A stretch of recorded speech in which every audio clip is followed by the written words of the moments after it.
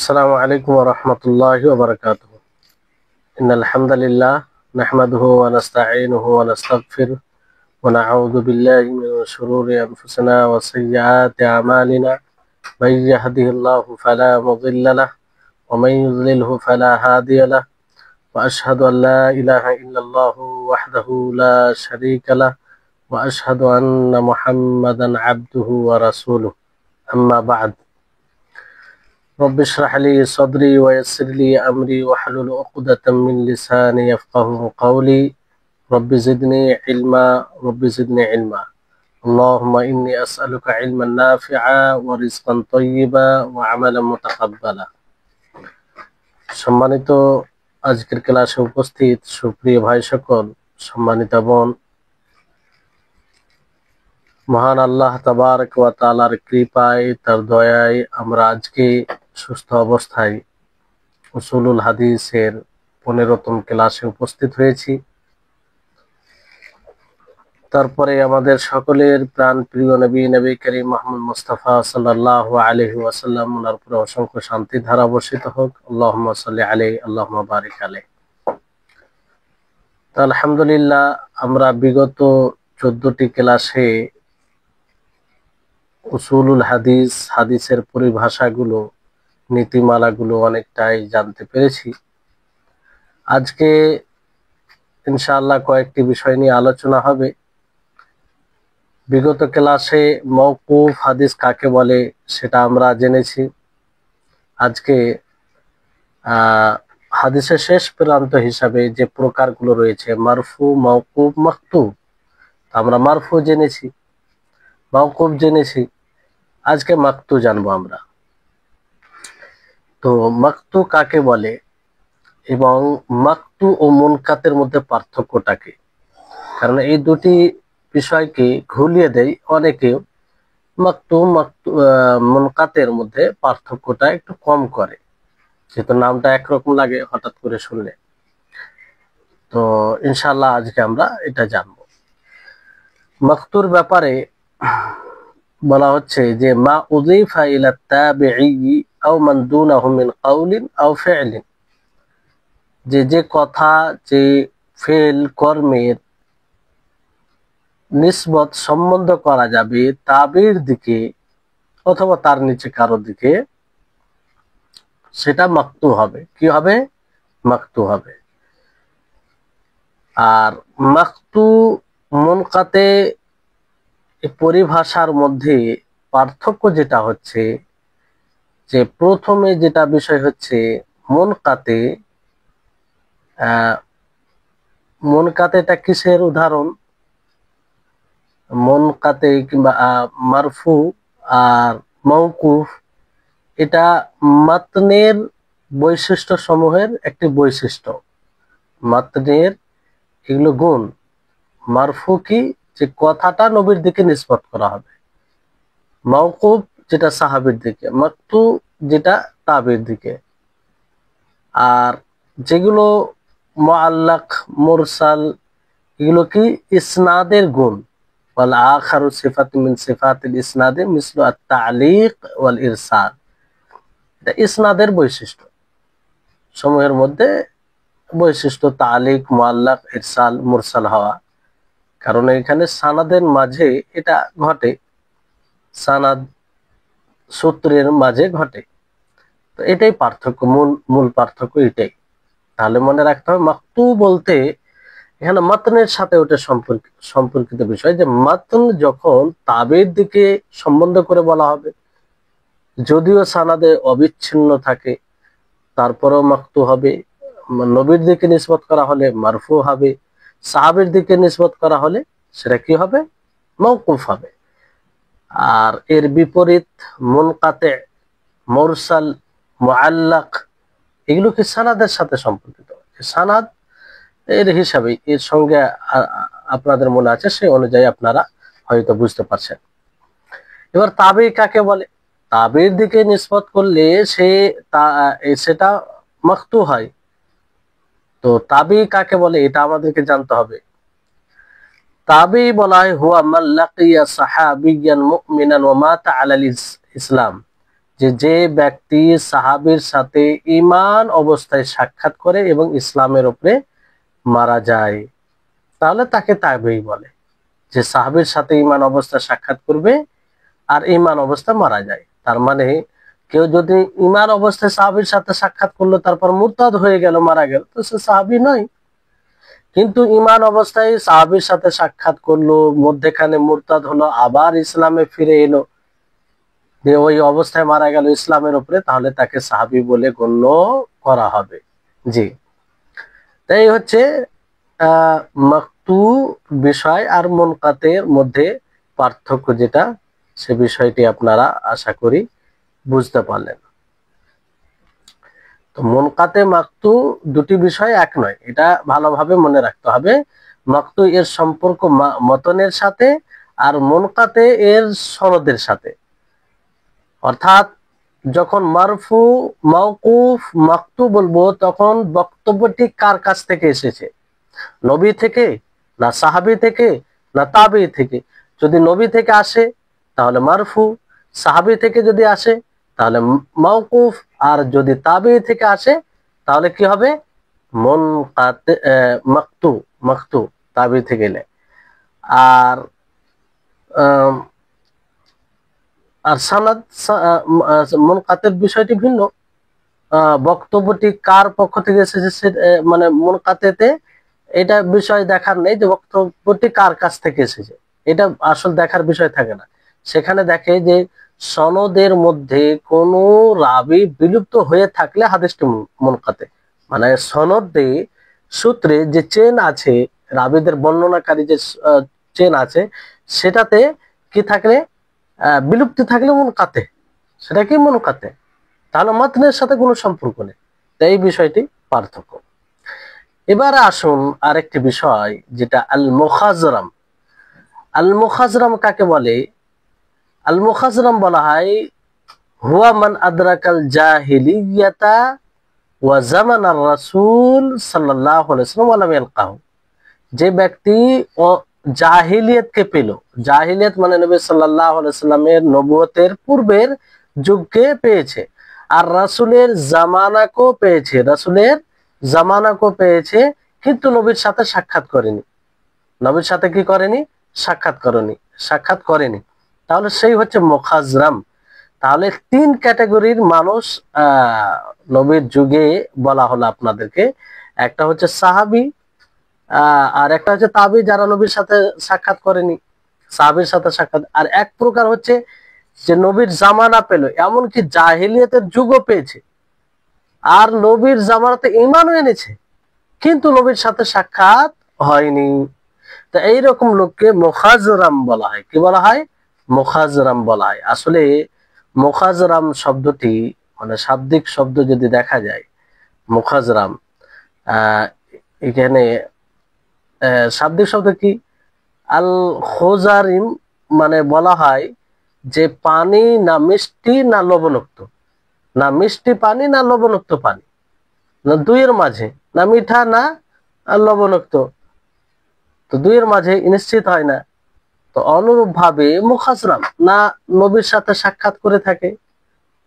হ্যাঁ, তো এই অর্থ থেকে এটা স্পষ্ট হয় যে সে না সাহাবী হয় না তাবেঈ হয়, সাহাবী হয় না তাবেঈ হয় না, মধ্যবর্তী এক এক প্রকার মানুষ। কারণ তারা নবীর জামানাও পেয়ে থাকে, জাহেলিয়াতের জামানাও পেয়ে থাকে, কিন্তু নবীর সাথে সাক্ষাৎ হয় না, ফলে এদেরকে মুখাজরাম নামে জানা যায়। কিসের নামে? মুখাজরাম নামে জানা যায়। আর এই মুখাজরাম, এদের 20-র অধিক সংখ্যা রয়েছে, মানে 20-র উপরে তাদের সংখ্যা রয়েছে। তার মধ্যে একটি হচ্ছে আহনাব বিন কায়েস ও আবু মুসলিম আল খাওলানি, তারপরে আবু রাজা আল আতারদি ও আবু উসমান আল নাহদি। তো বিশুদ্ধ মত অনুযায়ী এদেরকে তাবেঈর মধ্যে গণনা করা হয়। তো এই হচ্ছে মুখাজরাম। তাহলে মুখাজরাম যখনই নাম আসবে, তখন আশা করি আপনারা বুঝতে পারবেন যে মুখাজরাম বলতে কাদেরকে বোঝানো হয়। তো মুখাজরামের যে এখানে নাম দিয়েছে ব্যাখ্যাতে, যে বাদশাহ নাজাশি নাজাসী যে নবী সাল্লাল্লাহু আলাইহি ওয়াসাল্লামের জামানা পেয়েছিল, কিন্তু নবীর সাথে সাক্ষাৎ হয়নি, ইসলাম এনেছিল নবী জীবিত থাকতেই, নবী জীবদ্দশায়, এমনকি নবী সাল্লাল্লাহু আলাইহি ওয়াসাল্লাম থাকতে তিনি মারা গেছিলেন। আবু মুসলিম আল খাওলানি, আর সেই বাদশারই গায়েবের জানাজা আল্লাহ নবী পড়েছেন, এটাকে দলিল করে অনেকে পড়ে। আবু ওসমান আন-নাহদি, যায়েদ ইবনে ওয়াহাব, আবু আব্দুল্লাহ সুনাবিহি, আহনাব ইবনে কায়েস, আবু রাজা আল উতারিদি, জুবাইর ইবনে নুফাইর, কায়েস ইবনে আবু হাজিম, সুয়াইদ ইবনে গাফালা।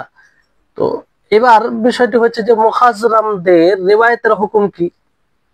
মুখাজরাম ব্যক্তিবিদ যারা সাহাবীও নয়, তাবিও নয়, তো এদের রিওয়ায়াত নিয়ে বিশদ আকারে মতভেদ রয়েছে। যেমন কাজী ইয়াজ দাবি করেছেন যে ইবনু আব্দুল বারের মতে, আব্দুল বার, ওনার মতে তারা সাহাবী। এই ধরনের লোককে কি বলা হবে? সাহাবী বলা হবে ওনার মতে। কিন্তু এটা দাবি সঠিক নয়, কারণ সাহাবীর যে সঙ্গে, সে সঙ্গের মধ্যে তারা আসে না, নবীর সাথে সাক্ষাৎই হয়নি, কিভাবে সাহাবী হবে? জুমহুর মুহাদ্দিসিনের মতে মুখাজরাম কিবারুত তাবিঈনের অন্তর্ভুক্ত, আর এই মতটি সঠিকের কাছাকাছি। হ্যাঁ, কিবারুত তাবিঈনের অন্তর্ভুক্ত করা যায়। হ্যাঁ, কিবারুত তাবিঈন বলতে বড় তাবিঈন, সিনিয়র তাবিদের অন্তর্ভুক্ত করা যায়, এটা সঠিকের কাছাকাছি। কেউ কেউ বলেছেন যে তারা যেহেতু সাহাবীদের চেয়ে নিম্ন স্তরের এবং তাবেঈদের চেয়ে উপরের স্তরের, তাই তাদেরকে সাহাবী বা তাবি কোনো স্তরেই অন্তর্ভুক্ত করা ঠিক নয়, বরং তাদেরকে এর মধ্যবর্তী মুখাজরাম নামক স্তর নির্ধারণ করে সেই স্তরের গণ্য করা উচিত। আল্লাহ তাআলা বেশ ভালো জানেন। তো অনেকে বলেছেন যে না, আমরা তাবিতে গণ্য করব না, সাহাবীর মধ্যে গণ্য করব, কারণ সাহাবী থেকে নিচে আর তাবি থেকে উপরে, তো কারোর মধ্যে শামিল কিভাবে করা যায়? তাহলে এই হচ্ছে বিষয়। মুখাজরাম যেটা সঠিকের কাছাকাছি বলা হলো, সেটা হচ্ছে যে কিবারুত তাবিঈনদের অন্তর্ভুক্ত করা হবে। জি, এবার আসুন যে আল উলু ওয়ান নুজুল, উচ্চ সনদ, উচ্চ মানের সনদ ও নিম্ন মানের সনদ। মানে উচ্চ মানের সনদ বলতে কি বোঝায়? উচ্চ মানের সনদ মানে উলু, আর সানাদে আলী আপনারা নাম শুনবেন যখন এই কোন সানাদের ব্যাপারে পর্যালোচনা হবে, এই সানাদটি সানাদে আলী। আর নিম্নমানের সানাদ বলতে কি বোঝায়? যাকে সানাদে নাজিল বলা হয়। তো বইয়ে রয়েছে যে قد خص الله تعالى هذه الأمة بالإسناد المتصل إلى نبيها, আল্লাহ তাবারক ওয়া তাআলা এই উম্মতে মুহাম্মাদিয়াকে নবী সাল্লাল্লাহু আলাইহি সাল্লাম পর্যন্ত মিলিত হওয়া সনদ দ্বারা বিশেষত্ব দান করেছেন। কোন কওমের মধ্যে এই বিশেষত্ব নেই, এই বৈশিষ্ট্য নেই যে আল্লাহর নবীর কথা পুরো চেন, পুরো সূত্র নবী পর্যন্ত পৌঁছায়। 1450 বছর আগে বলেছেন, কিন্তু ওনার কথা এমনি এমনি হাওয়ায় আসেনি, বরং ওনার কাছ থেকে যিনি রিওয়ায়াত করেছেন, তার কাছ থেকে যে রিওয়ায়াত করেছেন, তার কাছ থেকে যে রিওয়ায়াত করেছেন, এই রিওয়ায়াত করতে করতে করতে করতে হাদিস সংকলন পর্যন্ত ইমাম বুখারী, ইমাম মুসলিম, ইমাম নাসাই, ইমাম তিরমিজি, ইমাম আহমদ বিন হাম্বল, তারপরে ইমাম হাকিম, ইমাম ইবনে হিব্বান, এগুলো পর্যন্ত পৌঁছেছে, লিপিবদ্ধ করে দিয়েছে। তো এটা এই উম্মতে মুহাম্মাদিয়ার বিশেষত্ব, যেটা কোন জাতি, কোন সম্প্রদায়ের মধ্যে নেই। যতগুলো পুরানা ধর্ম আছে, পুরানা ধর্ম বলতে ইসলামটাই প্রথম ধর্ম, বাকি যতগুলো ধর্ম আছে, কোন ধর্মের মধ্যে এরকম অথেন্টিক বিষয় আপনি পাবেন না, কোনো আগাগোড়া নাই তাদের, কাল্পনিক বিষয়, মানব রচিত কথা দিয়ে পরিপূর্ণ, বিবেকহীন কথা পরিপূর্ণ। তো বিষয়টি হচ্ছে যে এটা উম্মতে মুহাম্মাদের বিশেষত্ব, আর কেনই বা হবে না? কারণ আল্লাহ তাবারক ওয়া তাআলা এই দ্বীনের হেফাজতের দায়িত্ব নিয়েছেন। তো সেটা কিভাবে? এইভাবে যে দেখেন, নবী সাল্লাল্লাহু আলাইহি সাল্লামের প্রত্যেকটি কথা একদম নবী সাল্লাল্লাহু আলাইহি সাল্লামের কাছ থেকে ধারাবাহিক ভাবে চলে এসেছে। যেটা দ্বীনের জন্য দরকার, দিনকে বাস্তবায়নে দরকার, ওই দরকারের মধ্যে কোনো জিনিস ছুটেনি। কারণ ছুটবে কেন? সেটা তো দিন, আল্লাহ তাআলা পৌঁছাবে আমাদের নিকটে, সেটা যে কোনো মাধ্যমে হোক, সে দিন পৌঁছাচ্ছে। তো এটা উম্মত মুহাম্মাদের বিশেষত্ব, এটা বিশেষ সত্য যা কোনো উম্মতের মধ্যে এরকমটা নাই। পূর্বে কিতাব নাযিল হয়েছে, পূর্বে রয়েছে, তাদের মধ্যে এরকমটা এই এই বিশেষত্ব দ্বারা তাদেরকে বিশেষিত করেননি আল্লাহ তাআলা। তো এটা ফজল, গর্বের বিষয় উম্মতে মুহাম্মাদের জন্য। জি। তো আব্দুল্লাহ ইবনুল মুবারক তিনি বলেন, ক্বালা আব্দুল্লাহ ইবনুল মুবারক, আল ইসনাদু মিনাদ দ্বীন ওয়ালাউলাল ইসনাদু লাকালা মান শাআ মা শাআ। যে ইসনাদ এটি দ্বীনের অংশ। চেন ধারাবাহিকভাবে অমুক আমি ওনার কাছ থেকে রিওয়ায়াত করছি, উনি তার কাছ থেকে রিওয়ায়াত করেছেন, তিনি তার কাছ থেকে রিওয়ায়াত করেছে, এই যে চেন, ধারাবাহিকতা, বর্ণনাকারীদের চেন। ওয়ালাউলাল ইসনাদ, এটা কি দ্বীনের অংশ। ওয়ালাউলাল ইসনাদ লাকালা মান শাআ মা শাআ, যদি ইসনাদ না থাকতো, এই বর্ণনাকারীদের ধারাবাহিকতা না থাকতো, তাহলে যে ব্যক্তি যেমন ভাবে ইচ্ছা করতো সেটা করত, যার যেটা ইচ্ছা বলে দিত যে এটা আছে ওটা আছে। যদি ইসনাদ না থাকতো, কে কে মানে পার্থক্য করতে পারবে? কেবল আল্লাহ নবী বলেছেন, বলেছেন কি বলেছেন বলে দিয়েছেন, ইসনাদ নেই, কিভাবে আপনি যাচাই করবেন? আল্লাহ তাআলার একটি বিশেষ রহমত, তার দয়া, যে এইভাবে তিনি তার দ্বীনকে রক্ষা করেছেন, আর যাতে আমরা তার দ্বীনের উপরে সঠিকভাবে, অথেন্টিক ভাবে সেই দ্বীনকে নিজের জীবনে বাস্তবায়ন করতে পারি, যেটা আমাদের তাখলিক, আমাদের সৃষ্টির মৌলিক উদ্দেশ্য। তো ইসনাদ না থাকলে এরকমটা অবস্থা হতো, কিন্তু ইসনাদ আছে বলে বাতিলের সংমিশ্রণ ঘটেনি, ঘটেছে তো তাকে আলাদা করে দেওয়া হয়েছে। যেমন স্বর্ণের যারা কাজ করে, তারা দেখেই বুঝতে পারবে যে এটা স্বর্ণ কি স্বর্ণ নয়। এর চেয়ে দূরদর্শী যারা হাদিসের ব্যাপারে মানে পারদর্শী, সাহাবা থেকে নিয়ে আজ পর্যন্ত আল্লাহ তাবারক ওয়া তাআলা এমন ব্যক্তি সৃষ্টি, এমন লোককে সৃষ্টি করেছেন যারা এই বিষয়ে পারদর্শী, শুনেই বলে দেবে যে আপনার এই হাদিস নবীর হাদিস কি নবীর হাদিস নয়।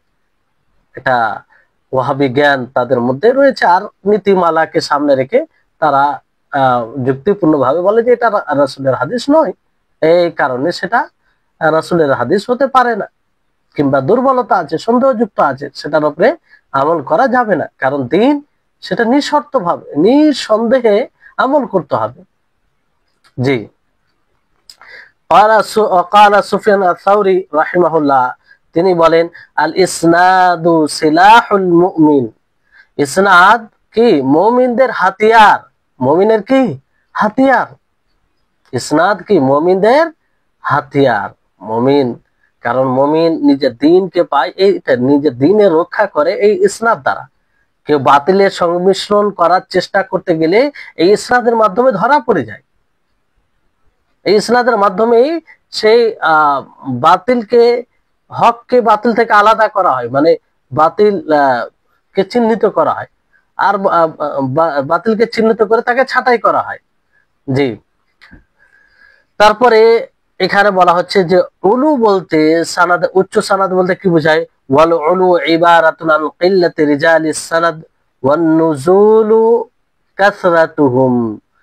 সানাদ, উচ্চ সানাদ, উচ্চ মানে সানাদ বলতে সানাদের বর্ণনাকারীর যে ধারাবাহিকতা রয়েছে সেটা কম থাকবে, তার বর্ণনাকারীর স্তর কম থাকবে, স্তর কম থাকবে। আর নুজুর বলতে অধিক তার স্তর, বর্ণনাকারীদের অধিক স্তর থাকবে, অধিক। একটা সানাদে স্তর মাত্র 3টি রয়েছে, কটি রয়েছে? 3টি রয়েছে বর্ণনাকারীদের। আর একটা সানাদে স্তর, বর্ণনাকারীদের স্তর 5টি রয়েছে। তো কোনটা আলী হলো? যেটা 3টি, মানে কম, যেটা কম হবে, আর যেটা বেশি হবে সেটা নাজিল, নিম্নমানের। এটা স্তর। ওয়াহুমা মিন সিফাতিল ইসনাদ, আর এটা ইসনাদের বিশেষত্ব আর কি, ইসনাদের গুণ, সিফাত। ওয়া উলুল ইসনাদে আফজালু মিনান নুজুলি ফি, আর উচ্চ মানের সানাদ সেটা বেশি উত্তম নিম্নমানের সানাদের তুলনায়, সূত্রের তুলনায়। বিশারতি আন ইয়াকুনা সানাদুল আলি খালিয়াম মিনাদ দুফি, এই শর্তে যে উঁচু মানের সানাদ সেটা যফ দুর্বলতা থেকে খালি হবে। যদি শর্ত হচ্ছে যে উঁচু মানের যেটা সানাদ সেটা দুর্বলতা থেকে খালি থাকবে। এবার দুর্বল যদি হয় তাহলে এটা গণ্য করা হবে না,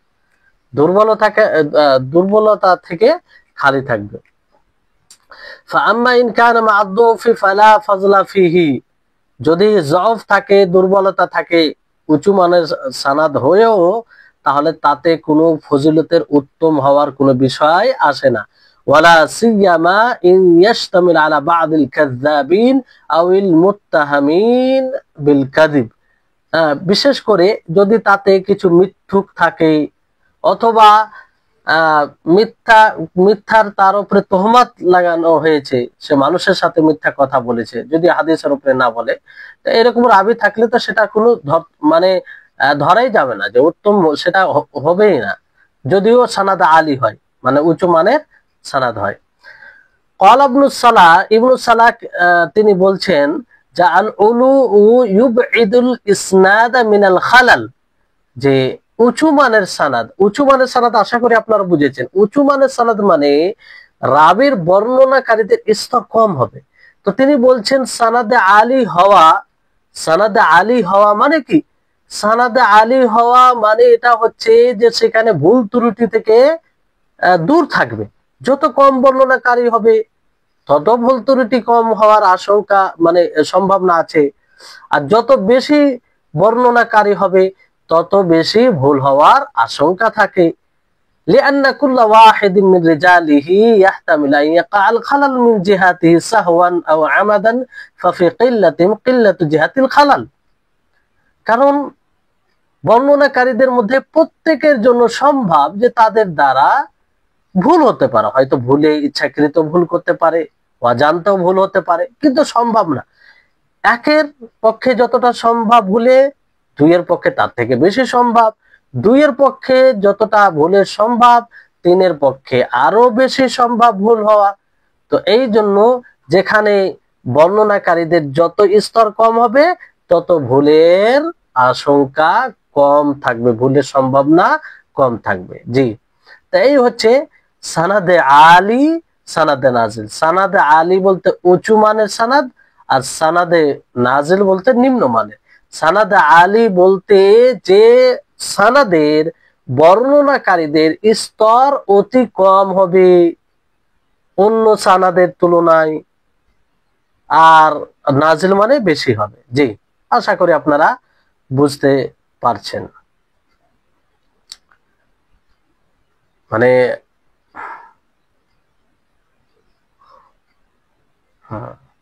এবার আসুন যে খবরের এই হিসাবে যে আপনারা উঁচু মানের সানাদ জানলেন এবং নিম্ন মানের সানাদ জানলেন, এই হিসাবে খবরকে দুই ভাগে বিভক্ত করা হয়, খবর মানে হাদিসকে। সেটা হচ্ছে খবরে আলী এবং খবরে নাজিল। আলী মানে উঁচু মানের আর নাজিল মানে নিম্ন মানের, যেটার দিকে আপনাদেরকে ইঙ্গিত করা হলো। ইয়ানকাসিমুল খাবারু বিইতিবারি উলুই সানাদিহি ওয়া নুজুলিহি ইলা কিসমাইন, যে খবর তার সানাদ উঁচু মানের এবং নিম্ন মানের হওয়ার দিক দিয়ে দুই ভাগে বিভক্ত হয়। সেটা দুই প্রকার হয়। একটি হচ্ছে আল খাবারুল আলী, উঁচু মানের সানাদ। সেটা কি? হুয়া মা কাল্লা রিজালু সানাদিহি বিনিসবাতি ইলা সানাদিল আখার ইয়ারিদু বিহি যালিকাল খাবারু বিআদাদিন কাসীরিন। সেটা কি? যেই সানাদের বর্ণনাকারী রাবির সংখ্যা কম হবে অন্য সানাদের তুলনায়, আর সেই খবর মানে যেটার কথা বলা হলো সেই খবরই আবার ফের বহু বর্ণনাকারীর সাথে আসবে অন্য এতে। বুঝতে পারলেন? যে যে সানাদের বর্ণনাকারীদের সংখ্যা কম হবে অন্য সানাদের তুলনায়। আবার ফের ওই হাদিসটাই অন্য এতে বেশি রাবির সাথে আসবে। তারপরে আল খাবারুন নাজিল কাকে বলা হয়? তার বিপরীত যে সানাদের বর্ণনাকারীদের রাবির সংখ্যা অধিক হবে অন্য সানাদের তুলনায়, আর ওই একই হাদিস ফের অন্য সানাদে তার চেয়ে কম আসবে, একই হাদিস অন্য সানাদে চেয়ে কম আসবে। তাহলে এইভাবে খাবারে আলী এবং খাবারে নাজিল আশা করি বুঝতে পারলেন আপনারা। এবার এই খাবারে নাজিল, খাবার আলী, এটা আবার ফের দুই প্রকার। কুল্লু মিনাল আলী ওয়ান নাজিল নাওয়া। খাবার আলী খাবারে নাজিল দুই প্রকার, একটি হচ্ছে মুতলাক আর আরেকটি হচ্ছে নিসবি। মুতলাক মানে সাধারণ, আর নিসবি বলতে সম্বন্ধীয়, কারো ক্ষেত্রে কোন শেখের নিকটে পৌঁছার হিসাবে। তো আমরা জানবো দুটি সানাদে আলী মুতলাক, সানাদে আলী নিসবি, সানাদে নাজিল মুতলাক, সানাদে নাজিল নিসবি, মানে মোট 4টি প্রকার হয়ে যাচ্ছে। তো এটা আমরা জানবো।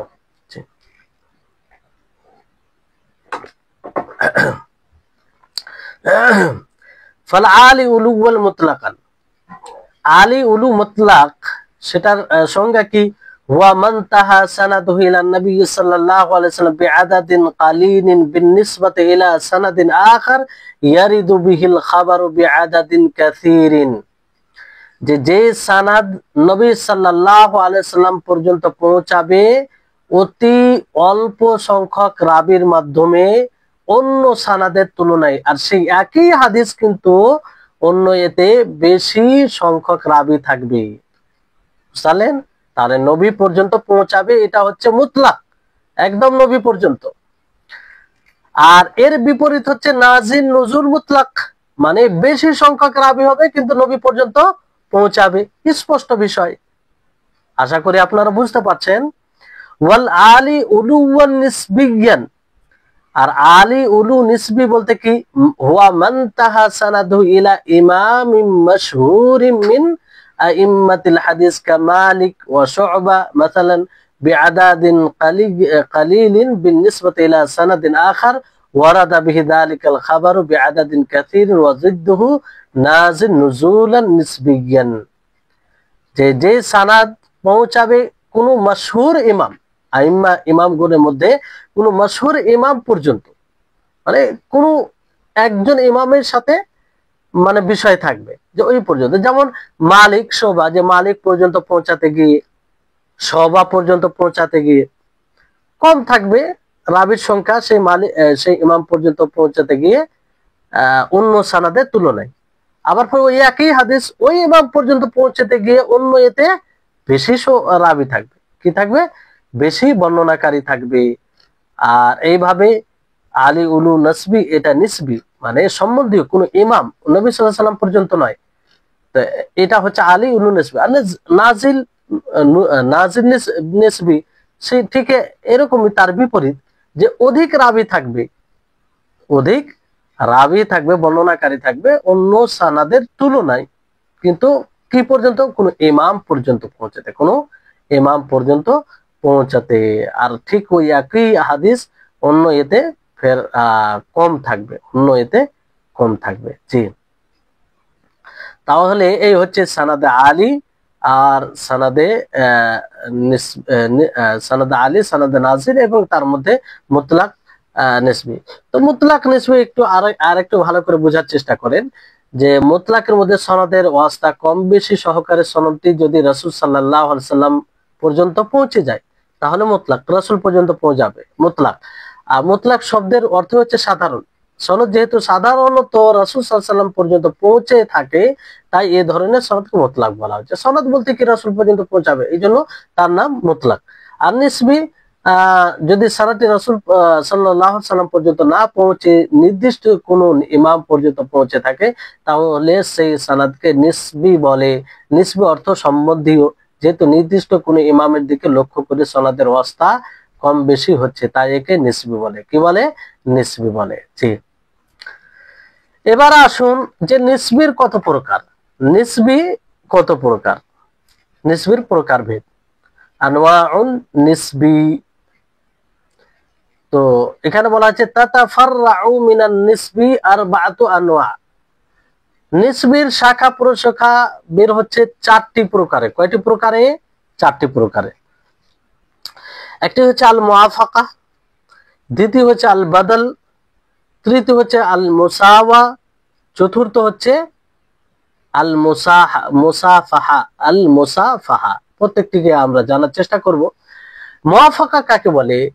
যে ওয়াহিয়া আন ইয়াসিলা রাওয়ি ইলা শাইখি আহাদিল মুসান্নাফিন কাল বুখারী মাসালান মিন গায়রি তারিকি মা উলুবি ইসনাদি আলা ইসনাদিল মুসান্নিফি। তো হচ্ছে যে বর্ণনাকারী কোন লেখকের যে হাদিস একত্রিত করেছে সানাদ সহ, তার সানাদ সহ, তো সেই লেখকের শেখ পর্যন্ত মিলিত হবে। বর্ণনাকারী লেখকের শেখ পর্যন্ত মিলিত হবে। যেমন ইমাম বুখারী রাহিমাহুল্লাহ, তো ইমাম বুখারী রাহিমাহুল্লাহর যে শেখ আছে, ওস্তাদ আছে, তার সাথে অন্য বর্ণনাকারী মিলিত হবে ইমাম বুখারীর তারিখ ছাড়া। ইমাম বুখারীর তারিখ ছাড়া।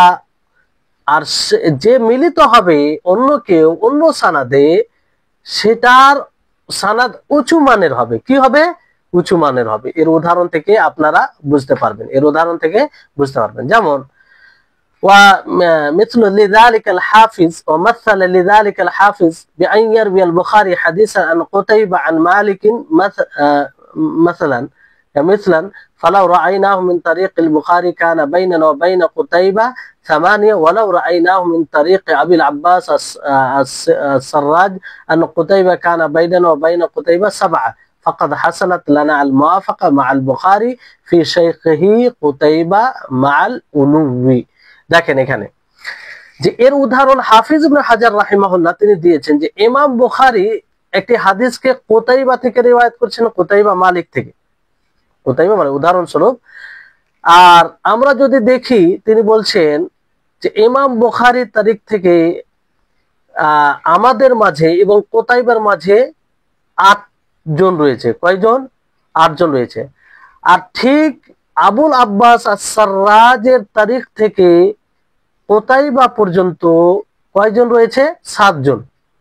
এটা আলাদা তারিখ, এটা আলাদা একটা তারিখ। তাহলে এখানে দেখেন মুআফাকা হচ্ছে। কেমন ভাবে মুআফাকা? যেমন বুখারীর তারিখ থেকে কুতাইবা পর্যন্ত যে পৌঁছাচ্ছে, কুতাইবা বুখারীর তারিখ থেকে, সেখানে 8 জন। তো কুতাইবা ইমাম বুখারীর শেখ।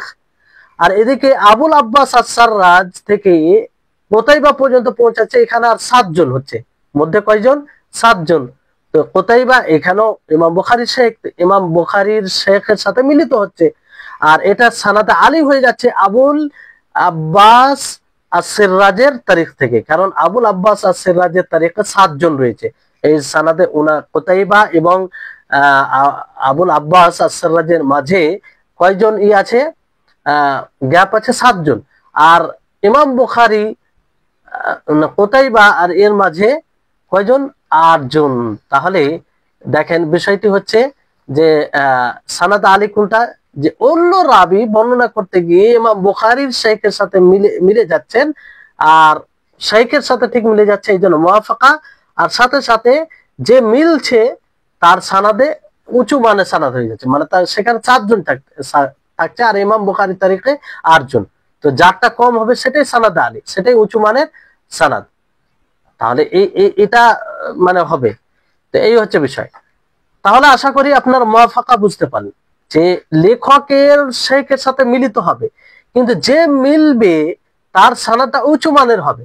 তো উঁচু মানের কিভাবে হবে? এটা যে ইমাম বুখারীর তারিখ 8 জন বর্ণনাকারীর সংখ্যা, আর যে মিলছে আবুল আব্বাস আস-সিররাজ এর তারিখ থেকে, তো সেই তার মাঝে কতটা থাকছে 7 জন, তাহলে এটা সানাদে আলী হয়ে যাচ্ছে। জি, মুওয়াফাকাতে এটা থাকবে যে মিলবে, তার সানাদে আলী হয়ে যাবে, উঁচু মানের সানাদ হয়ে যাবে। আর বাদাল বলতে ইউসাম্মাল বাদা ইবদাল, ইবদাল মানে বদল, ওয়াল উসুল ইলা শাইখি আহাদিল মুসান্নিফিন মিন গায়রি তারিকিহি মা উলুল ইসনাদ আলাল ইসনাদি ইলাইহি, যে কোন লেখকের শেখের সাথে মিলবে। কোন লেখকের, ইমাম বুখারী বলেন, ইমাম মুসলিম বলেন, ইমাম তিরমিজি বলেন, যারা সানাদের নিজের সানাদের সাথে হাদিস একত্রিত করছে, তাদের মধ্যে তাদের শিক্ষকের সাথে মিলবে, শিক্ষকের সাথে মিলবে তার তারিখ ছাড়া। আর যে মিলবে সে কি, তার সানাদ উঁচু মানের হবে। কি হবে? উঁচু মানের হবে। তার সানাদের মানে লেখকের সানাদের তুলনায় উঁচু মানের হবে। এর উদাহরণ দেখেন তাহলে বুঝতে পারবেন। মা ক্বালাহুল হাফিজ মুশিরান ইলা মিসালিল মুওয়াফাকাতি আল মাযকুর কাআন ইয়াকা লানা যালিকাল ইসনাদ বিআইনিহি মিন তারিকিন উখরা গায়রা তারিকিল বুখারী ইলা আল কানাবি আন মালিক ফায়াকুনু কানাবি ফিহি বাদলান আন কুতাইবা শাইখ আল বুখারী। وأكثر ما يعتبر كل من الموافقة والبدل إذا قارن العلو وإلا فهما واقعان بدونه। এখানে হাফিজ ইবনে হাজার রাহিমাহুল্লাহ তিনি মুওয়াফাকার উপরোক্ত যে উদাহরণটি দেওয়া হলো, সেই উদাহরণের দিকে ইঙ্গিত করে তিনি বলছেন যে এখানে ইসনাদ যেটা ওয়াকে ঘটেছে সেটা কি সেই তারিখ থেকে ইমাম বুখারী, মানে ইমাম বুখারী তারিখ ছাড়া অন্য তারিখ থেকে কানাবি পর্যন্ত পৌঁছায়। কি পর্যন্ত? কানাবি পর্যন্ত। কানাবি ফের আবার মালিক থেকে। তো কানাবি আসলে ইনি কোতাইবার পরিবর্তে কোতাইবা যিনি বুখারীর শেখ। আর বেশিরভাগ মুওয়াফাকা এবং বদল যখন মুকারানা করা হয়, একসাথে বলা হয়, তখন উলুর বিষয়টা আছে যে একজনের সানাদ কি হবে, উন্নত মানের হবে, উঁচু মানের হবে, মানে যে মিলবে তার উঁচু মানের হবে। তো এইভাবে যখন মুওয়াফাকা এবং বদলের মুকারানা হয় তখন এই বিষয়টি আসে। আর কখনো এই ছাড়াও বলা হয়, মানে উঁচু মানের হয় না, তারপরও মুওয়াফাকা বদল বলা হয়। মানে পার্থক্যটা কি, যে ইবদাল বদলে কি হবে, যে শিক্ষকের সাথে মিলবে, আর মুওয়াফাকাতে লেখকের সাথে মিলবে। জি, এই হচ্ছে বিষয়। আর মুসাওয়াত তৃতীয় যেটা, সেটা হচ্ছে আইয়াস্তাবিয়া আদাদু রিজালি সানাদের রাবি মা আহাদিল মুসান্নিফিন, যে রাবির বর্ণনাকারীর সূত্রে যে বর্ণনাকারী রয়েছে, বর্ণনাকারীর সংখ্যা বরাবর হবে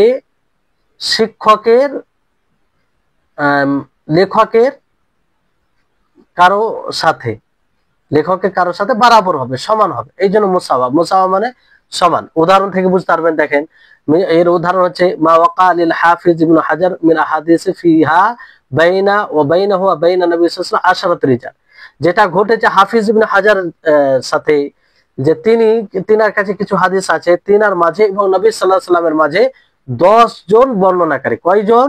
10 জন বর্ণনাকারী। আর ঠিক এরকমই ঘটেছে ইমাম তিরমিজি, ইমাম নাসাই, একদম এই 10 জন রাবি। ইমাম তিরমিজি যেমন সূরাতুল ইখলাসে যে রিওয়ায়াতটি বর্ণনা করেন, ইমাম নাসাই কিতাবুস সালাতে আবু আইয়ুব থেকে মারফু যে রিওয়ায়াত করে কুল হুয়াল্লাহু আহাদ তা'দিলু সুলুসাল কোরআন, যে কোরআনের তৃতীয়াংশের বরাবর হয়।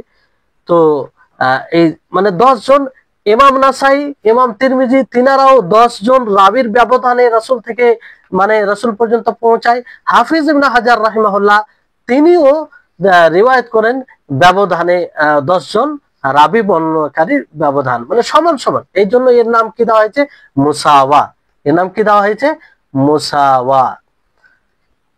তারপরে তিনি বলছেন যে লা আলামু ইসনাদান আতওয়ালু মিন ইসনাদে হাযাল হাদিস ফিহি সিত্তাতুম মিনাত তাবিন, যে এই ইসনাদের চেয়ে বড় ইসনাদ আর কোন ইসনাদ আছে বলে আমার জানা নেই, কারণ এই ইসনাদে 10 জনের মধ্যে 6 জন তাবি। এবার চিন্তা করুন, তাবিদের মধ্যে 6 জন, অমুক তাবি, অমুক তাবি থেকে অমুক তাবি, অমুক তাবি থেকে অমুক তাবি, অমুক তাবি থেকে, এইভাবে তাবিদের মধ্যে 6 জন হয়ে যাচ্ছে। তো এইরকম বড় ইসনাদ, এইরকম আর ইসনাদ উনি বলছেন যে আমার জানা নেই, এটা সবচেয়ে বড় ইসনাদ সনদ। وللحافظ ابن حجر جزء جمع فيه 10 احاديث وسماه العشرة العشارية। আর হাফিজ ইবনে হাজার একটি অংশ তিনি একত্রিত করেছেন, যেখানে 10টি হাদিস তিনি লিখেছেন, এরকম যে সানাদ রয়েছে। আর তার নাম কি দিয়েছেন? আল আশরাতুল উশারিয়া, আল আশরাতুল উশারিয়া, মানে 10টি হাদিস এরকম জমা করেছে। হাফিজ ইরাকি قال الحافظ العراقي وكانت المساوات توجد قديما। হাফিজ ইরাকি তিনি বলেন মুসাওয়াত এটা পুরনো মানে পাওয়া যায়। ওয়া আম্মাল ইয়াউম তুমকিনু ফি মুতলাকিল আদাদ। আর আজকে তো সে এই সময় মুতলাক আদাদে এটা সম্ভব, মানে আম ভাবে সংখ্যায় এটা সম্ভব, কিন্তু নির্ধারিত কোনো হাদিসে এটা মুশকিল, কঠিন। তারপরে চতুর্থ যেটা বিষয় মুসাফাহা। মুসাফাহা কাকে বলে? ওয়াহিয়া আন ইয়াস্তাবিয়া ইসনাদুর রাবি আদাদাম মা ইসনাদিহি তিলমিযু আহাদিল মুসান্নিফিন ফায়াকুনু রাবি কাআন্নাহু লাকিয়াল মুসান্নাফ ওয়া রাওয়া আনহু সুমিয়াত বিযালিকা লিআন্নাল আদাতা জারাত বিল মুসাফাহাতি বাইনামা তালাকায়া। এখানে বলা হচ্ছে যে বর্ণনাকারীর ইসনাদ লেখকের কোন ছাত্রের ইসনাদের সাথে বরাবর হবে, কোন ছাত্রের ইসনাদের সাথে বরাবর হবে, সমান হবে। ফায়াকুনু রাবি, তো বর্ণনাকারী মনে হয় যে যার সাথে সে সাক্ষাৎ করবে, রিওয়ায়াত করবে, সে সাক্ষাৎ করেছে এরকম মনে হচ্ছে, রিওয়ায়াত করেছে। আর সাধারণত সাক্ষাৎ যদি হয় তাহলে মুসাফাটা হয়ে থাকবে। মুসাফা মানে হাতে হাত মেলানো, যে সালাম করতে গিয়ে মুসাফা করে, তো মুসাফা হয়ে থাকে, ফলে এটার নাম মুসাফা দেওয়া হয়েছে। তো এই হচ্ছে 4টি প্রকার কিসের মানে সানাদে নিসবি মানে এই 4টি প্রকার, 4টি তার শাখা হিসাবে এটা বলা যেতে পারে। তো আমরা আর একটু ভালো করে বোঝার চেষ্টা করি। যে মুওয়াফাকা বলতে আমরা বুঝতে পারলাম, মুওয়াফাকা মানে এর আবেদানিক অর্থ কি? মিল থাকা, সামঞ্জস্যপূর্ণ হওয়া, এটাকে বোঝায়। আর এইখানে যে আপনারা সঙ্গে একটা বিষয় পড়েছিলেন যে ওয়া ইল্লা ফাহুমা ওয়াকিআন বিদুনিহি, যে একটা মুওয়াফাকা বাদাল যখন দুটোকে একসাথে বলা হয় তখন মুওয়াফাকার মধ্যে উঁচু মানের সানাদ এর বিষয়টি আসে যে মিলিত হবে, তার মধ্যে তার সানাদটি উঁচু মানের হবে। আর বাদালে এটা হবে না, কিন্তু কখনো কখনো এই ছাড়াই, উঁচু মানের বলা ছাড়াই এটা বলা হয় দুটোর ক্ষেত্রে। তো মৌলিক যেটা পার্থক্য, যে মুওয়াফাকাতে কি হয়, সংকলক যিনি হাদিস একত্রিত করেছেন তার শিক্ষক পর্যন্ত পৌঁছায়, ফলে সেটা মুওয়াফাকা। আর বাদালে কি হয়, যে তাতে রাবের সংখ্যা কম না হওয়ার কারণে সানাদটি উলু তথা উঁচু মানেরও হয় না।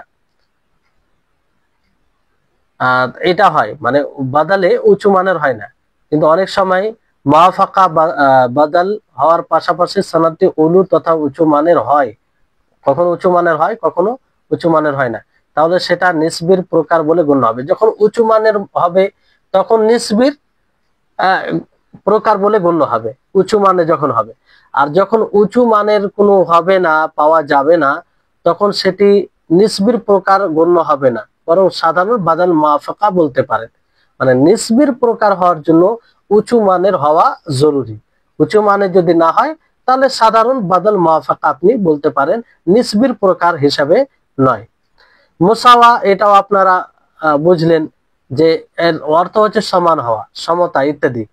পরিভাষায় কি বলে, একজন রাবীর বর্ণিত হাদিসের সনদের রাবী সংখ্যা কোন গ্রন্থ সংকলকের সনদের রাবীর সংখ্যা সমান হয়ে যাবে, বরাবর হয়ে যাবে। কোন লেখকের রাবী বর্ণনাকারীর মানে তার ছাত্রের এর সাথে বরাবর হয়ে যাবে। অর্থাৎ একটি হাদিস বর্ণনা করতে গিয়ে একজন রাবীর সনদে যত রাবী থাকবে, উক্ত হাদিসটিকে অপর কোন গ্রন্থ সংকলক ইমামের সনদের সাথে তুলনা করতে গেলে তার সনদেও ততজন রাবী থাকবে। যেমন কুল হুয়াল্লাহু আহাদ, এটা তাআদিল রাসূল সাল্লাল্লাহু আলাইহি ওয়াসাল্লাম এটা বলা হয়েছে। তিরমিজি, ইমাম নাসাইর রাবীর সংখ্যা 10 জন। আর হাফিজ ইবনে হাজার রাহিমাহুল্লাহ তিনিও উক্ত হাদিসটি বর্ণনা করতে গিয়ে তারও 10 জন হয়েছে। তো মুসাওয়া বরাবর হয়ে যাচ্ছে, বরাবর। আর মুসাফাহা, এটা হচ্ছে যে হাদিসের উক্ত প্রকারটি মুসাফা নামে নামকরণের কারণ হলো মানুষ যখন পরস্পরের সাক্ষাৎ করে পরস্পরের সাথে, তখন সাধারণত তারা মুসাফা করে থাকে, হাত মিলিয়ে থাকে। এখানে রাবীর সনদের রাবীর সংখ্যা গ্রন্থ সংকলক ইমামের ছাত্রের রাবীর সংখ্যার সমান হয়ে গেছে, তাই মনে হচ্ছে তিনিও তার ছাত্র। আর ছাত্র যখন ওস্তাদের সাথে সাক্ষাৎ করে তখন তাদের মাঝে মুসাফা হওয়াটা খুবই স্বাভাবিক একটি বিষয়, তাই উক্ত রাবী কর্তৃক বর্ণিত হাদিসকে মুসাফা বলে। তো মুসাফা নামকরণ এটা স্পষ্ট করা হয়েছে। এবার আসুন যে রিওয়ায়াতুল আকরান ও মুদাব্বাজ। মুদাব্বাজ যে সমবয়সীদের এক অপরের থেকে বর্ণনা, সমবয়সী, এক বয়সের, সমবয়সের, তাদের এক অপরের কাছে বর্ণনা। এই দিক দিয়ে হাদিসের কয় প্রকার হয়, কিংবা এই হাদিসের পরিভাষায় তার নাম কি দেওয়া হয়, রিওয়ায়াতুল আকরান আল মুদাব্বাজ বলতে কি বোঝায়? কারণ এরকম পাবেন যে এটি রিওয়ায়াতুল আকরান অথবা মুদাব্বাজ, তো আকরান বলতে কি আর মুদাব্বাজ বলতে কি বোঝায়? তো রিওয়ায়াতুল আকরান বলা হচ্ছে আল কারিনানি হুমা আল মুতাকারিবানি ফিস সিন্নি ওয়াল আখদ আনিল মাশাইখ, ওয়া রিওয়ায়াতুল আকরান হিয়া আন ইয়ারবিয়া কারিনুন আন কারিনিহি কা রিওয়ায়াতুল আমাশ আনিত তাইমি।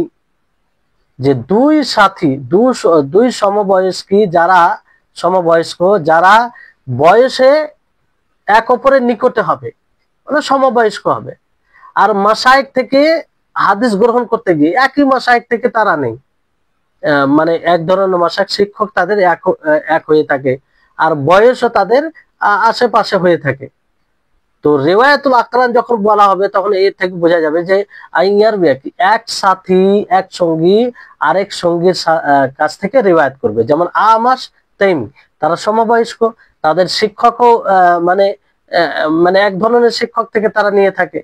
তো এই ধরনের বর্ণনাকারী কখন এক অপরের কাছ থেকে রিওয়ায়াত করে, বর্ণনা করে। যেমন আমাশ, তাইমি দুইজনেই সমবয়স্ক মানে সঙ্গী আর কি, আর তাদের শিক্ষকও এক থাকে, এর মধ্যেই তারা কি এক অপরের কাছ থেকে রিওয়ায়াত নেই। যেমন আমাশ তাইমি থেকে রিওয়ায়াত নেই, অথচ তারা সমবয়স্ক সাথী। তো এরকমটা হয়ে থাকে। আর মুদাব্বাজ কাকে বলে, মানে মুদাব্বাজের অর্থ হয় যে যেমন বলা হয় তিবা জাতাইল ওয়াজ, মানে দুই গাল সামনাসামনি হয়, এই জন্য মুদাব্বাজ বলা হয়। পরিভাষায় বলা হয় আইয়ার বিয়া কারিনানি কুল্লুম মিনহুমা আনিল আখার, যে দুই বন্ধু এক অপরের কাছ থেকে রিওয়ায়াত করবে।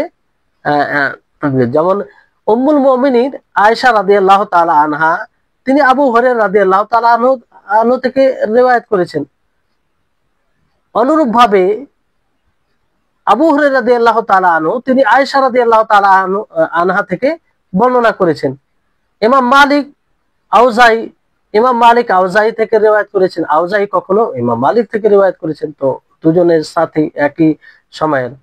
ইমাম আহমদ বিন হাম্বল, আলী ইবনে মাদানী, তাদেরও এই বিষয়। তো মুদাব্বাজ আর আকরার মধ্যে পার্থক্যটা কি, এটা আপনাদের প্রশ্ন জাগছে যে মুদাব্বাজ এটা আকরানের চেয়ে ব্যাপক, মানে মুতলাক, সাধারণ। আকরানে কি যে বয়সে কিংবা মাশায়েখে মানে শিক্ষকে এক হতে হবে, মানে এক থাকে কম বেশি, কিন্তু মুদাব্বাজে তা নয়। তো এই এই প্রকারটা জানা লাভ কি, কেন এটা জানবেন, আর এই এই ভাগটি কেন করেছেন, আর এটার মানে আসল উদ্দেশ্য কি? এর লাভ হচ্ছে এটা যে ওয়ামিন ফাওয়াইদ মারিফাতে হাযান নাওঈ, এই প্রকার জানার উপকারিতা হচ্ছে এটা যে আল আমনু মিন আইয়ুযান্না জিয়াদা ফিস সানাদে আও ইউযান ইবদালু আন বিল ওয়াও, যে এই ধারণা থেকে নিরাপত্তা পাওয়া যে কেউ ধারণা করতে পারে যে সানাদে বাড়িয়ে দেওয়া হয়েছে, অথবা আনের জায়গায় ওয়াও হতো, আন আন মানে উনার কাছ থেকে রিওয়ায়াত করেছেন, তো এখানে আসলে আন হবে না, ওয়াও হবে, যে উনিও রিওয়ায়াত করেছেন। আসলে যারা দেখবে তারা কি ভাববে যে এই দুজন সাথী, তো আসলে এখানে এই দুজনেই অন্যের কাছ থেকে রিওয়ায়াত করেছেন, এরকমটা বুঝবে মানুষ, কারণ সাথী তারা তো এক মাশায়েখের কাছ থেকে রিওয়ায়াত করে থাকে, কিংবা এক সমবয়স্ক তারা। তো এই ক্ষেত্রে মানুষ কি ভাববে, যেমন ধরেন বলা হলো যে উপরে যে আমাশ রাওয়াল আমাশ আনিত তাইমি, রাওয়াল আমাশ আর তাইমি, তো আমাশ রিওয়ায়াত করছে তাইমি থেকে, তো যারা দেখবে তারা ভাববে আমাশ তাইমি, তারা তো দুইজন সাথী সমবয়স্ক, তো এক অপরের কাছ থেকে রিওয়ায়াত আসলে করেনি, ভুলে হয়তো আন লাগিয়ে দিয়েছে, এখানে ওয়াও হবে, মানে আমাশ এবং তাইমি রিওয়ায়াত করছেন অপরের শাইখ থেকে, এরকমটা ভাববে যে সমবয়স্ক, তারাই এক অপরের সাথে রিওয়ায়াত করেনি। আসলে সেটা কি, যে আমাশ তাইমি থেকে রিওয়ায়াত করছে, আমাশ তাইমি থেকে রিওয়ায়াত করছেন। অনুরূপ ভাবে আয়েশা রাদিয়াল্লাহু তাআলা আনহা, তারপর আবু হুরায়রা রাদিয়াল্লাহু তাআলা আনহু, তিনারা এক অপরের সাথে রিওয়ায়াত করেছেন। তো অনেকেই ভাববে যে ইনারা হয়তো আয়েশা ও আবু হুরায়রা উভয়ে রিওয়ায়াত করেছেন রাসূল থেকে, কিন্তু অনেক সময় এরকমটা হয় না, বাস্তবে আয়েশা রাদিয়াল্লাহু তাআলা আনহা আবু হুরায়রা থেকে রিওয়ায়াত করে থাকেন। তো এটা ভুল ধারণা আসতে পারে। তো এই ভুল ধারণায় কি বলবে যে এখানে আন হবে না ওয়াও হবে, মানে আয়েশা এবং আয়েশা উভয়ে রিওয়ায়াত করে নবী সাল্লাল্লাহু আলাইহি সাল্লাম থেকে, তো ভুলে আন লাগিয়ে দিয়েছে, তো ওয়াও হবে। ওয়াও বলতে মানে কি, আর মানে আয়েশা ও আবু হুরায়রা আনি নবী সাল্লাল্লাহু আলাইহি সাল্লাম, তখন এর অর্থ কি হবে, যে আয়েশা ও আবু হুরায়রা উভয়ে রাসূল থেকে বর্ণনা করছেন। আর যখন বলা হবে আয়েশা আন আবি হুরায়রাতা, অথবা আবু হুরায়রা আন আয়েশাতা, তো এখানে অর্থ কি হবে, যে আয়েশা আবু হুরায়রা থেকে বর্ণনা করছেন, অথবা আবু হুরায়রা আয়েশা থেকে বর্ণনা করছেন। তো এইটার অর্থ হবে, তো যারা দেখবে ভাবে এরা তো একই সময় ছিল, তো আয়েশা আবু হুরায়রা থেকে রিওয়ায়াত করছে না, বরং দুইজনের রাসূল থেকে রিওয়ায়াত করছেন, তো এটা ভুল ধারণা হলো না। এই ভুল ধারণা থেকে বাঁচার জন্য এই তাকসিমটা করা, এই তাকসিমটা করা, এই বিভক্তিটা করা, যাতে মানুষ এই ভুল ধারণা থেকে নিরাপত্তা থাকে। তাহলে এই হচ্ছে আপনার আকরান, রিওয়ায়াতুল আকরান ও রিওয়ায়াতুল মুদাব্বাজ, রিওয়ায়াতুল আকরান ও রিওয়ায়াতুল মুদাব্বাজ। তাহলে এই এই বিষয়গুলো যখন এইটা আসবে, তো আপনাদেরকে বুঝে নিতে হবে। জি, তাহলে দুটি লাভ এখানে বলা হলো, যে এক তো সানাদে অতিরিক্ত ভাববে, যে সানাদে মনে হয় বাড়িয়ে দিয়েছে ভুলে, এটাও ধারণা করতে পারে। বর্ণনার ক্ষেত্রে সাধারণত ছাত্র তার ওস্তাদের কাছ থেকে বর্ণনা করে, মানে ছাত্র কার কাছ থেকে, ওস্তাদের শিক্ষকের কাছ থেকে বর্ণনা করবে। কিন্তু হাদিসের জগতে এক সঙ্গী অপর সঙ্গী থেকে হাদিস বর্ণনা করার দৃষ্টান্ত কম নেই, মানে অনেক রেওয়ায়ত এরকম আছে যে ছাত্ররা এক অপরের কাছ থেকে রেওয়ায়ত করে। এভাবে যখন কেউ তার সঙ্গীর কাছ থেকে হাদিস বর্ণনা করবে, তখন যে ব্যক্তি মুস্তালাহুল হাদিসের এই পরিভাষাটি সম্পর্কে জানে না, তার মানে এমন ধারণার সৃষ্টি হতে পারে যে এখনো এখানে নুসখা লিখতে গিয়ে যে লিপিকা যে লিখেছেন, একত্রিত করেছেন, মনে হয় সে ওস্তাদ ও ছাত্রের মাঝে তার সঙ্গীকে বৃদ্ধি করে দিয়েছেন। এটা ভাববে না যে আমার সাত্তাইমি, তো আমার সাত্তাইমি ভাববে যে একজনকে বৃদ্ধি করে দেওয়া হয়েছে, আসলে দুইজন রিওয়ায়াত করেনি, এটাও ভাবতে পারে। তো এই ধারণা থেকে বাঁচার জন্য কি করতে হবে, এই ধারণা থেকে বাঁচবে যখন এই ইসলাহ, এই পরিভাষাটি জানবে। আর দ্বিতীয় বলা হলো যে আনকে ওয়াও ভাবতে পারে, যেখানে আন হবে না ওয়াও হবে, তো এখান থেকে বাঁচতে পারবে, যেটা আপনাদেরকে বোঝানো হলো যে হাদ্দাসানা ফুলান ওয়া ফুলান, হাদ্দাসানা ফুলান, যে অমুক আর অমুক, অমুক আর অমুক আমাকে বর্ণনা করেছে, অমুক আর অমুক আমাকে বলেছে, এর অর্থ হবে এটা। আর হাদ্দাসানা ফুলান আন ফুলান মানে আমাকে অমুক জন অমুক রাবি থেকে বর্ণনা করেছে, তা দুটোর মধ্যে পার্থক্য। তো যখন হাদ্দাসানা একই সমবয়স্ক দেখবে হাদ্দাসানা ফুলান আন ফুলান, তখন কি মনে করবে যে মনে হয় এখানে আন ভুলে দিয়েছে। তো এই ভুল থেকে মানে রক্ষা পাওয়ার জন্য এইভাবে রিওয়ায়াত করবে। তো এই হচ্ছে বিষয়। তো আশা করি আপনারা রিওয়ায়াতুল আকরান ও রিওয়ায়াতুল মুদাব্বাজ আপনারা বুঝতে পারলেন। আজকে এখান থেকে যথেষ্ট, ইনশাআল্লাহ ফের পরবর্তীতে আলোচনা হবে। পরবর্তীতে রিওয়ায়াতুল আকাবির আনিল আসাগির, বড়রা ছোটদের কাছ থেকে রিওয়ায়াত করে, এরকমও দৃষ্টি মানে উপমা আছে। তো সে সম্পর্কে আমরা জানবো, তারপরে ধারাবাহিকভাবে যেগুলো পরে বিষয় আছে আমরা জানার চেষ্টা করব।